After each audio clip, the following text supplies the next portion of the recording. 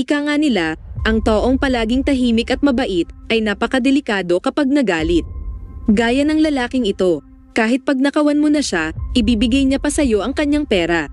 Pero, wag mo lang nanakawin ang mahal niya sa buhay. Dahil kapag siya ang gumanti, siguradong hindi mo magugustuhan. Kahit magpadala ka pa ng pinakamahusay na sniper, ay hinding-hindi mo siya tatamaan. Magpadala ka man ng pinakamahusay na assassin o kahit ilang libong sundalo para patayin lang siya, ay siguradong mabibigo ka.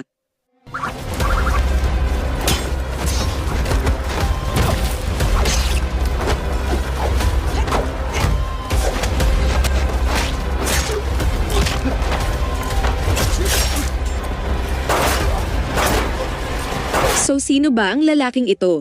Tara samahan niyo ako at talakayin natin ang pelikulang pinamagatang